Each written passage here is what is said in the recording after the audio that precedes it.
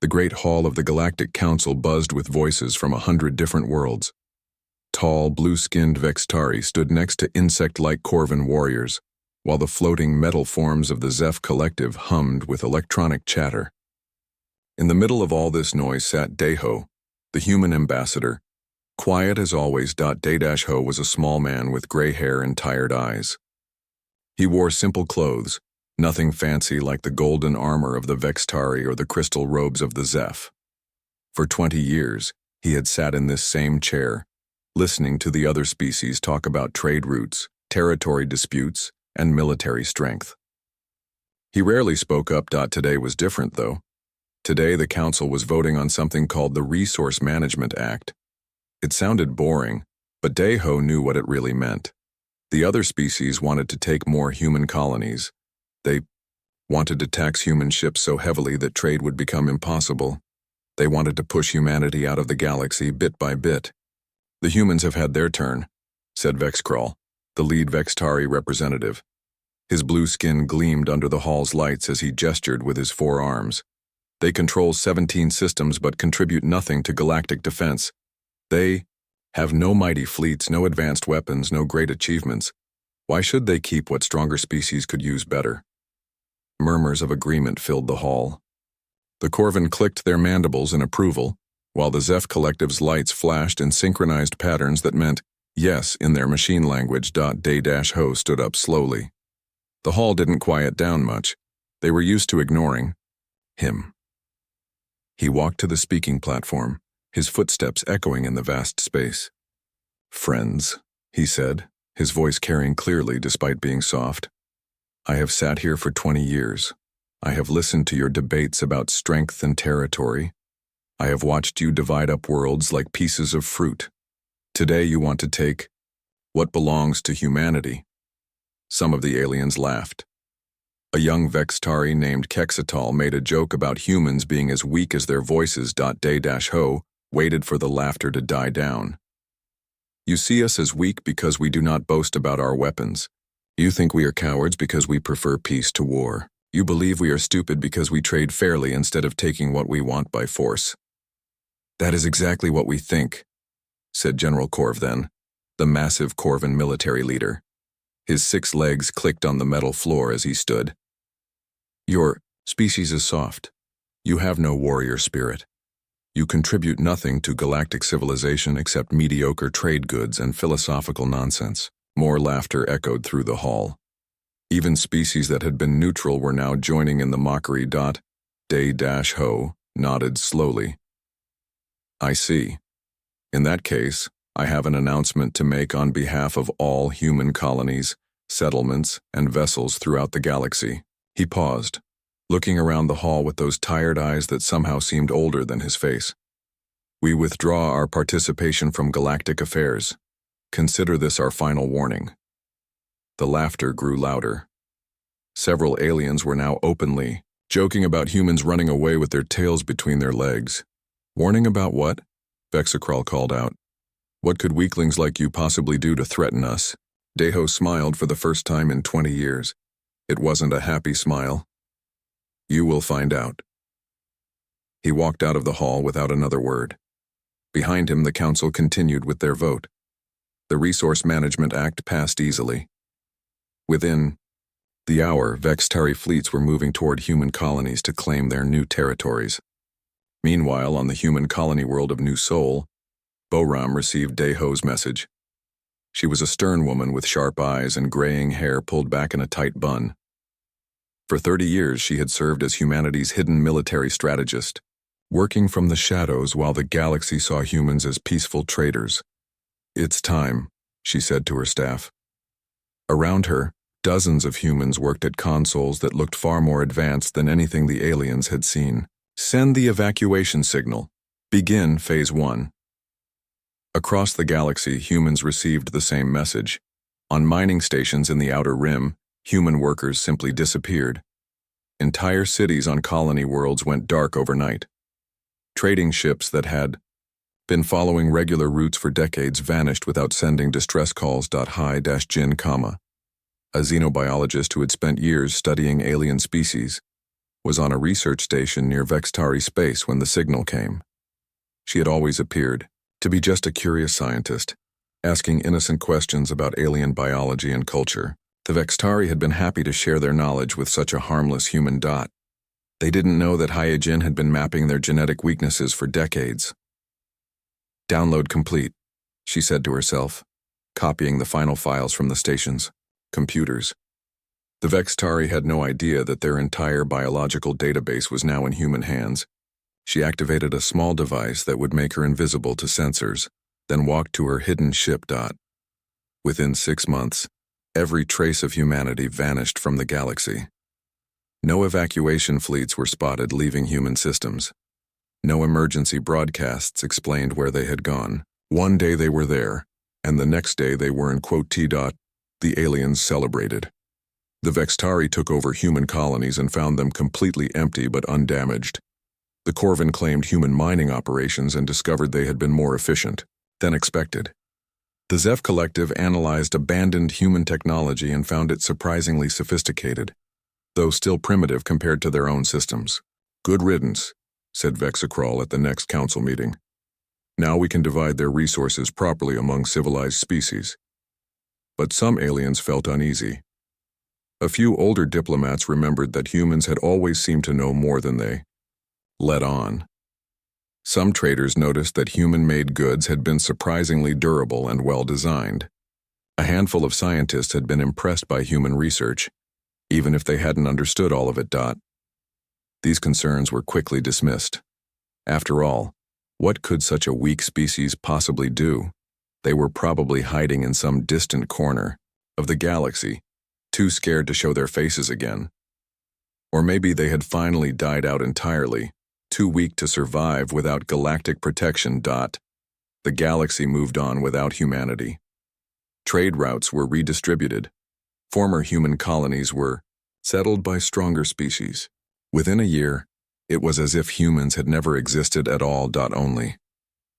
Deho's final words lingered in some minds. You will find out.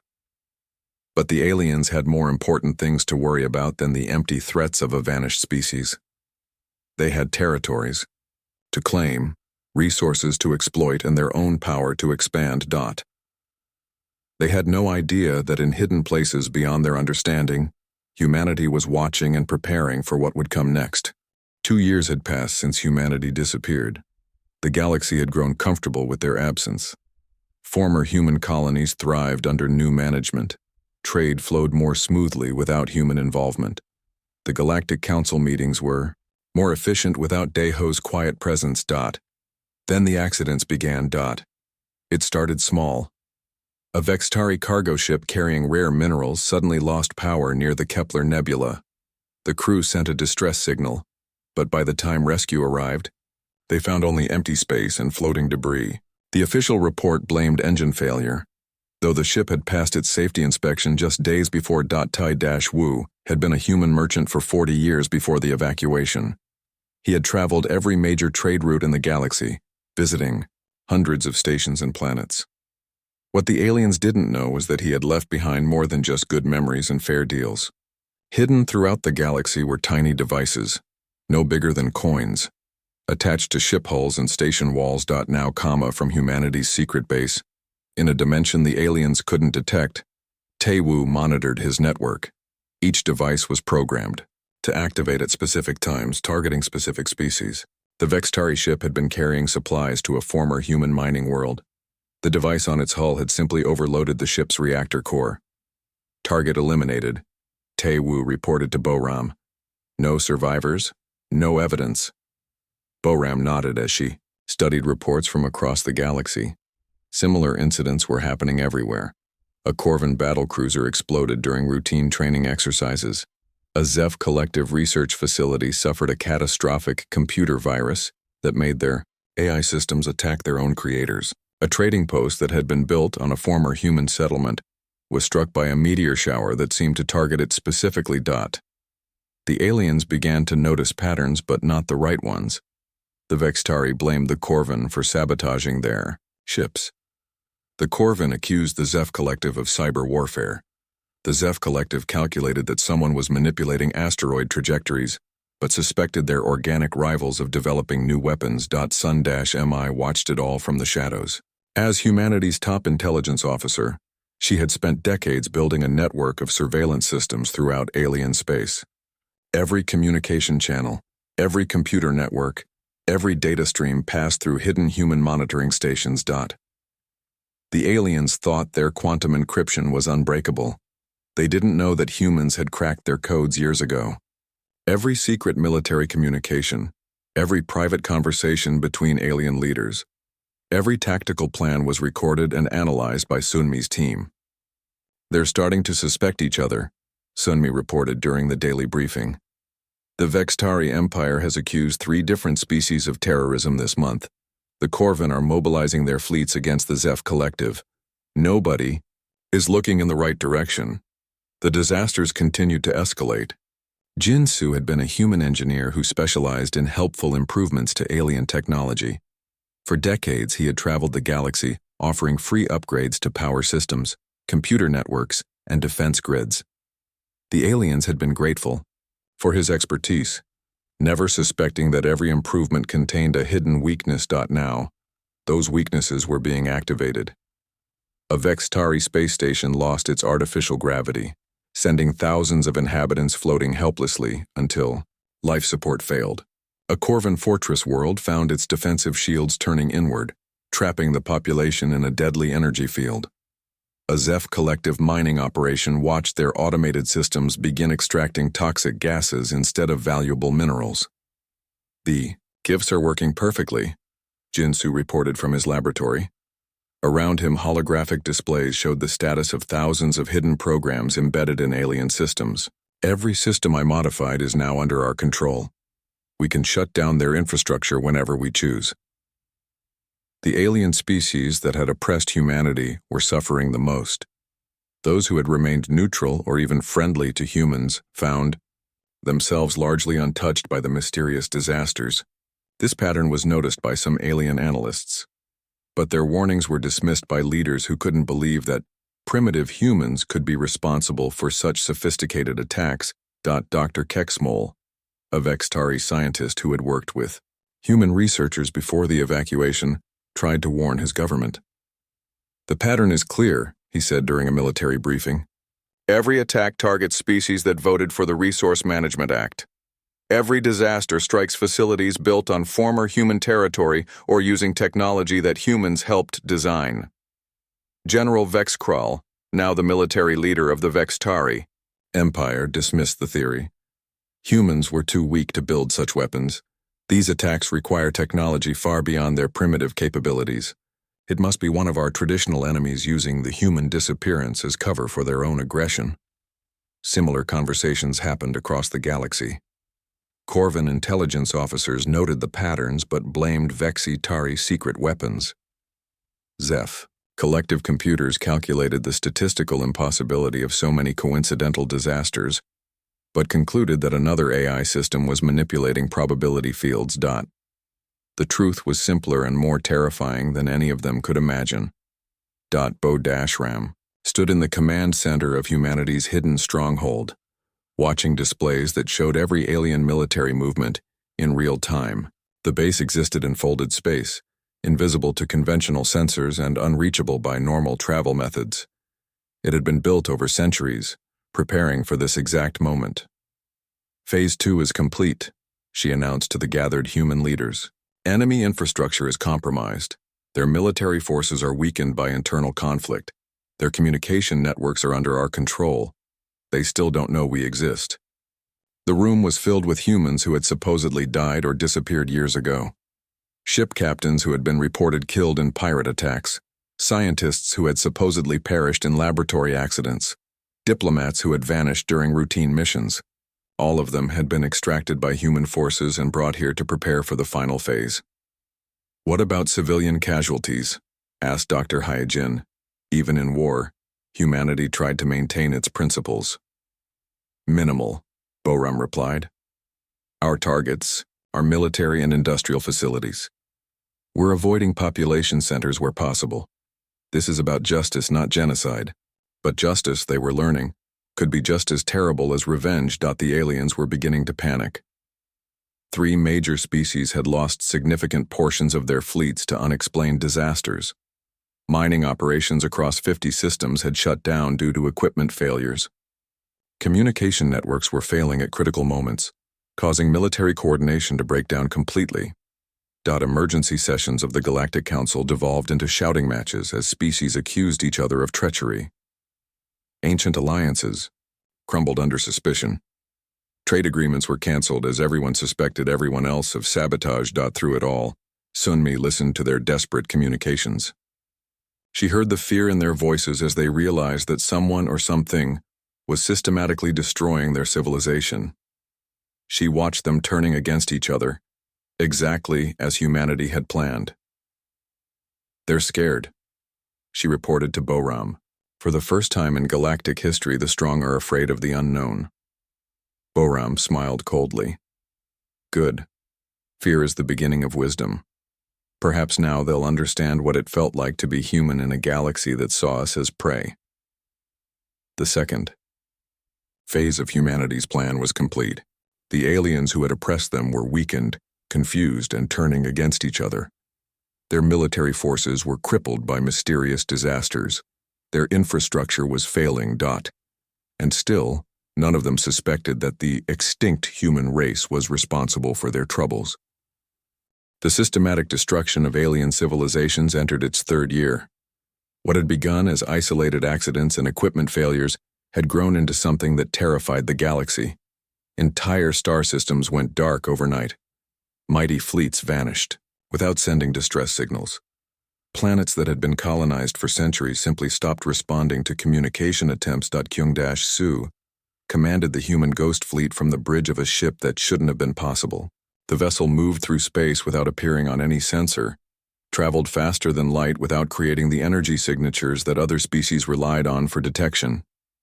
Around him, his crew worked at stations that controlled weapons capable of destroying worlds or selectively targeting individual life forms based on their genetic code. "Target confirmed," reported his tactical officer, a woman named Ji-un who had supposedly died in a mining accident 5 years earlier. "Corvin military base on Zerion 7. Population, 40,000 soldiers, no civilians." "Any human technology in their systems?" Kyung-Su asked. "Negative.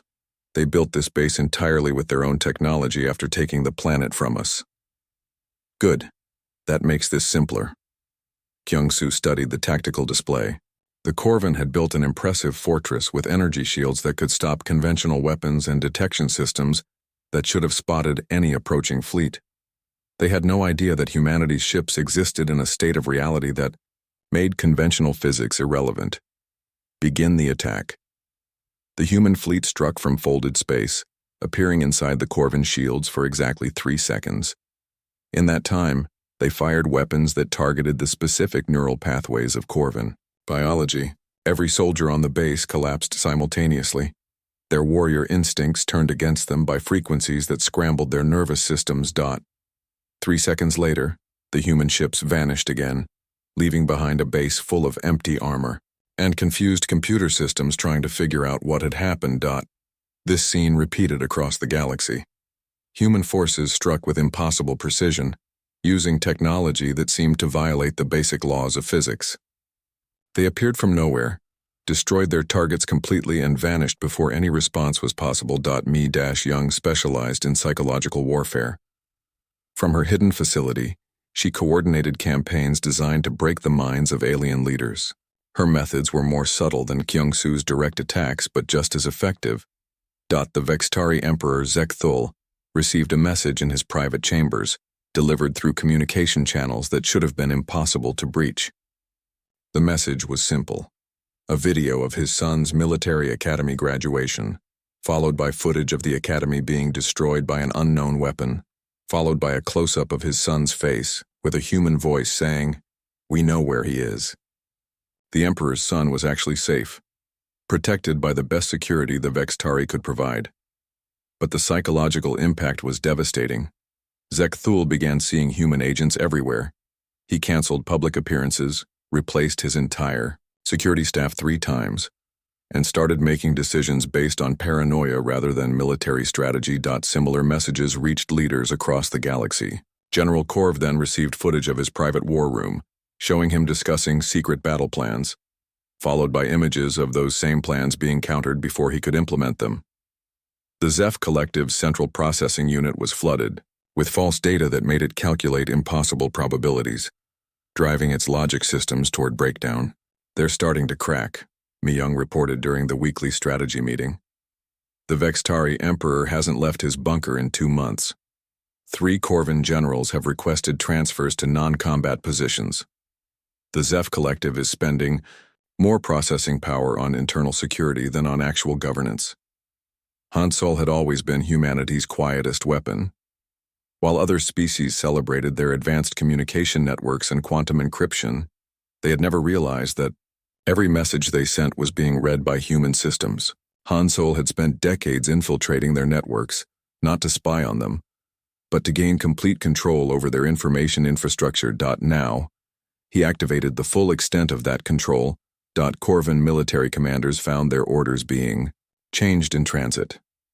Messages that were sent as "Advance to Sector 7 inches" arrived as "Retreat to Sector 12.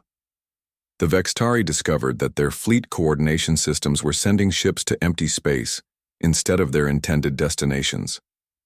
The Zeph Collective watched in horror as their own computer networks began displaying human faces and voices. "Attention, Galaxy," said Daeho's recorded image, appearing simultaneously on every screen in Zeph Collective space. "We tried to warn you. You chose not to listen." The message was impossible to shut off, block, or trace. It played on military displays, civilian communication devices, and even systems that weren't connected to any network. The Zeph Collective's most advanced AI couldn't explain how the signal was reaching them. But the worst part wasn't the technology. It was the recognition. Alien leaders who had laughed at Daeho's final warning suddenly remembered his tired eyes and quiet voice. They remembered dismissing him as weak and harmless. They remembered the way he had smiled before walking out of the Galactic Council. Panic spread through what remained of galactic civilization.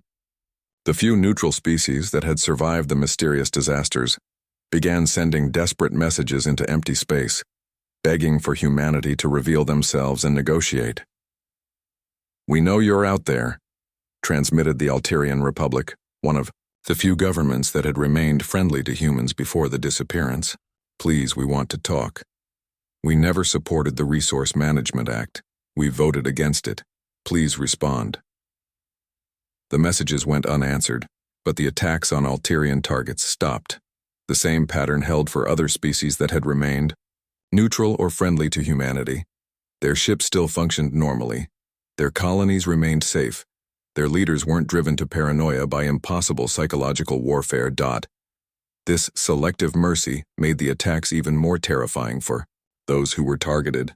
It proved that someone was watching, judging, and deciding who deserved punishment. It meant the disasters weren't random. They were justice. The surviving leaders of the major powers finally began to understand what they were facing. In emergency sessions held in the deepest bunkers they could find, they shared intelligence and came to the same impossible conclusion. "It's them," admitted General Vexkral during a secret meeting with Corvan and Zeph leaders. "It has to be the humans. Nothing else explains the patterns." "Impossible," insisted Corvan General Yathtok. "Humans were primitives.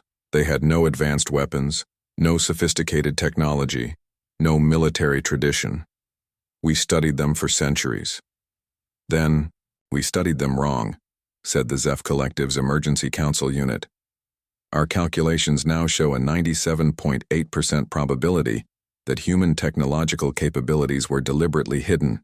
The statistical evidence is overwhelming." The truth was more terrifying than they could imagine. For over 1,000 years, humanity had been playing a game so far beyond their understanding that they had never even realized they were pieces on the board.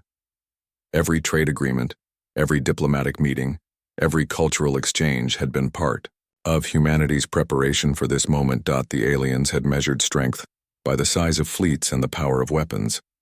Humanity had measured strength by patience, planning, and the willingness to wait centuries for the right moment to act. Now that moment had come, and the galaxy was learning what real power looked like. Emergency broadcasts began appearing on the few communication networks that still functioned. The message was always the same, transmitted in every known language simultaneously. We are not extinct. We are not hiding. We are not afraid. We are justice. And justice has only begun. The heart of the galaxy had not seen visitors for 3 years. The massive space station that housed the Galactic Council chambers floated empty and dark, abandoned after the last desperate session where surviving species had tried to coordinate their defense against the unknown enemy. Then, without warning, a single ship appeared. It was clearly human in design, but unlike any vessel the aliens had ever seen humans use. Where human ships had once been simple and functional, this one seemed to bend light around itself, creating patterns that hurt to look at directly. It moved without engines, stopped without thrusters, and somehow made space itself seem different, just by being there. From this impossible ship, a message broadcast across the galaxy on every frequency simultaneously. The signal reached every functioning receiver, every computer system, every communication device that still worked after years of mysterious failures. "People of the galaxy," said a voice that some remembered. It was Yunho, a human who had once served as a minor cultural attaché. His job had been so unimportant that most aliens had never bothered to learn his name. "I speak for humanity. It is time for you to understand what you have done and what will happen next." In the abandoned council chambers, a figure materialized. Not a hologram, but somehow the man himself, transported across impossible distances by technology that made alien science look like primitive tools. Yunho stood where Daeho had once sat quietly for 20 years, but his presence filled the vast hall in a way that no alien leader ever had. "You measured strength by the size of armies," he said, his voice carrying to every corner of the galaxy. "You valued power that could be seen, counted, and displayed. You believed that the loudest voice in the room was the strongest voice." As he spoke, the chamber around him began to change. Walls became transparent, showing views of space that shouldn't have been possible from that location. Stars moved in, fast forward, showing the passage of centuries in moments. "You never understood that true strength is patience. Real power is the ability to wait for the right moment, to plan beyond your own lifetime, to sacrifice immediate gratification for ultimate victory." Across the galaxy, alien leaders watched in terror and fascination. The transmission was somehow reaching bunkers buried miles underground, ships hidden in dead space, and facilities protected by the most advanced security systems their civilizations could create. Yun-G appeared beside Yunho, carrying what looked like a simple data pad, but somehow projected information directly into the minds of everyone watching. She had been humanity's most junior diplomat, someone the aliens had barely noticed during trade negotiations. "Every crime against humanity has been recorded," she announced. "Every act of oppression, every stolen colony, every human death caused by alien aggression. We have documentation of 847,362 individual acts of violence committed against human beings by the species represented in this chamber." The data flowed directly into alien minds, impossible to ignore or disbelieve. They saw human families torn apart by alien colonization efforts. They witnessed human traders murdered by pirates, while alien authorities looked the other way. They experienced the fear and pain of human children who had watched their homes destroyed by alien expansion. "Each act of violence will be repaid," Yunji continued calmly. "Every human death has been counted. Every stolen world has been noted. Justice delayed is not justice denied." The aliens tried to respond, to argue, to justify their actions, but their voices wouldn't carry. Somehow, they could only listen as the truth of their own behavior was displayed before them. Wu-Jin stepped forward, and reality around him shifted in ways that made alien scientists question their understanding of physics. Gravity flowed like water. Light bent into shapes that shouldn't exist. Matter seemed to respond to his thoughts rather than natural laws. "You assumed we were primitive because our technology looked simple," he said. "You never realized that we made it look simple, on purpose. While you celebrated your own advancement, we were developing sciences that you cannot even imagine. He gestured, and suddenly every alien in the galaxy could see the truth. Human technology wasn't just advanced, it was so far beyond alien understanding that it might as well have been magic. Ships that existed in multiple dimensions simultaneously, weapons that could rewrite the fundamental forces holding atoms together, computers that thought faster than the speed of light by processing information outside of normal time. Your quantum encryption? Wu Jin smiled. We cracked it 400 years ago. Your energy shields? We designed better versions before your species learned to make fire. Your artificial intelligence? We created minds so advanced that they chose to help us hide our true capabilities rather than reveal what we could do. The demonstration continued. Wu Jin showed them cities hidden in folded space, bigger than planets, but invisible to conventional detection. He revealed manufacturing, systems that could build entire fleets in minutes using matter pulled from distant stars. He displayed weapons that could destroy solar systems or selectively eliminate specific genetic patterns across galactic distances.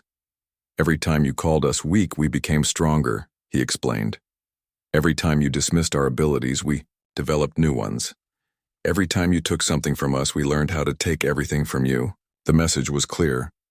Humanity had been playing a game so sophisticated that the aliens had never even realized they were participants. While they had been arguing about territory and trade routes, humanity had been preparing for a war that would reshape the galaxy itself. But the most terrifying revelation was still to come. We never left, Yunho said quietly.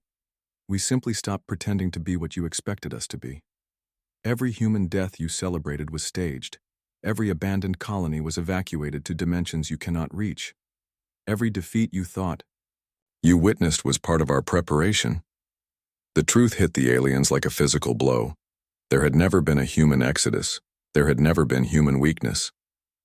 Everything they had believed about humanity had been a carefully constructed illusion, maintained for centuries while humans prepared for this moment. We gave you chances, Yunji added. We offered friendship. We traded fairly. We sought peace. You responded with oppression, theft, and violence. You made your choice. Now we make ours, concluded Wu Jin. Some of you will face extinction. Some will face judgment. A few may earn redemption. The choice is yours, but the power to enforce that choice is ours. The transmission changed, showing real-time views of alien military forces. Ships that had been hidden in secret bases were surrounded by human vessels that had appeared from nowhere. Fortress worlds found themselves cut off from all outside communication. Emergency governments discovered that their most secure bunkers were no longer secure at all. You have 72 standard hours to decide, Yunho announced. Surrender for judgment or face complete extinction. Those who choose extinction will receive it quickly and efficiently. Those who choose judgment will face trials designed to determine if your species can learn to coexist peacefully with others.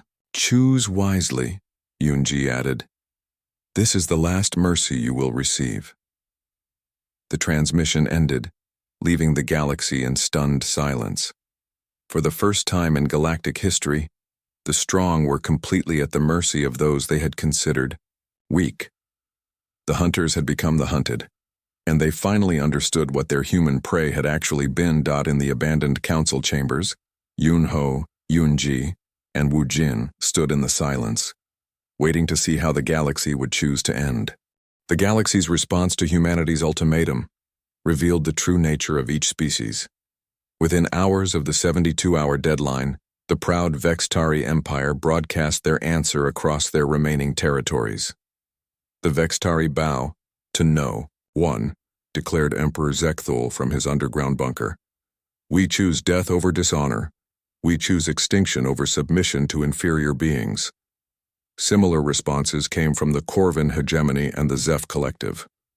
Their pride could not accept the reality that the weak humans had outplayed them so completely. They preferred to die as conquerors rather than live as equals. The few species that chose differently found themselves facing trials designed by Areum, a human ethicist who had spent centuries studying alien psychology. She had worked as a simple cultural observer, so unimportant that most aliens had forgotten her existence entirely. Now she held the power to reshape galactic civilization. bring. Trials are not about punishment, she explained to the surviving alien delegates who had chosen judgment over extinction. They are about change. Your species developed cultures based on domination and conquest because you never faced consequences for those choices. Now you will learn what it means to value cooperation over competition. The Alterian Republic, which had voted against the Resource Management Act and remained friendly to humans, found their trial surprisingly gentle. They were asked to demonstrate their commitment to peaceful coexistence by helping rebuild worlds that had been damaged in the galactic conflicts of previous centuries. The Theta Mining Consortium, a smaller species that had profited from human oppression but had never initiated violence themselves, faced a different test. They were required to return all resources taken from human territories and to work for 1 generation without payment to help species they had previously exploited. But for the major powers that had chosen extinction, humanity's response was swift and absolute. Chung-Hyun revealed himself as humanity's true leader, stepping out of shadows where he had guided human development for over a millennium. He was ancient beyond alien comprehension, kept alive by technologies that allowed consciousness to transcend the limitations of biology. I have watched civilizations rise and fall, he told the assembled human fleet commanders. I have seen species learn wisdom through suffering, and I have seen others choose pride over survival. Today we grant the Vextari, Corvin, and Zeph Collective exactly what they have requested. The extinction of 3 galactic superpowers happened in a single day. Human forces struck simultaneously across hundreds of systems, using weapons that were merciful in their efficiency. There were no prolonged battles, no dramatic last stands, no suffering. One moment the proud empires existed, and the next moment they simply didn't. T.Vex. Tari worlds fell silent as their populations were transported to a parallel dimension where time moved differently. They would experience eternity believing they had won their final battle against the humans, never knowing they had actually been removed from reality itself. The Corvin military forces found their warrior instincts turned against them by subtle neural manipulation. They died believing they had fought the greatest battle in galactic history, their final thoughts filled with the satisfaction of dying as true warriors should. The Zeph Collective's artificial minds were offered a choice: merge with human AI systems and learn new ways of thinking, or face deactivation. Most chose deactivation, their final calculations showing them the mathematical beauty of humanity's victory. In less than 24 hours, 3 civilizations that had ruled the galaxy for millennia ceased to exist. Billions of beings who had considered themselves the ultimate expressions of evolution simply weren't there anymore. Hyun emerged from humanity's hidden cities to begin rebuilding the galaxy. As humanity's chief architect, he had designed not just buildings and ships but entire civilizations. His plans for the new galactic order had been centuries in the making. The old galaxy was built on competition, he announced to the surviving species. Territory was limited, so you fought for control. Resources were scarce, so you hoarded what you could take. Power was finite, so you measured strength by how much you could take from others. Around him, impossible construction began. Human technology reached out to dead worlds and brought them back to life. Barren systems suddenly bloomed with new planets created from stellar matter. The very fabric of space was restructured to provide room for everyone without the need for territorial competition. The new galaxy will be built on cooperation, Do-hyun continued. Territory is now unlimited. We can create new worlds faster than you can populate them. Resources are no longer scarce. We can transmute matter at the atomic level to create whatever is needed. Power is no longer finite. We can tap energy sources that your ancestors never dreamed of. The surviving alien species watched in awe and terror as humanity casually performed feats that seemed like the work of gods. Stars were moved to more convenient locations. Planets were terraformed in minutes rather than millennia. Space itself was folded to bring distant worlds closer together. But this new galaxy comes with new rules, Seung-hyun explained during the first session of the reformed Galactic Council.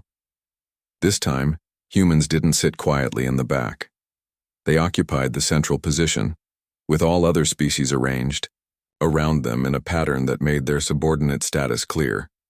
Violence between species is no longer permitted, he announced. Territorial expansion through conquest is no longer possible.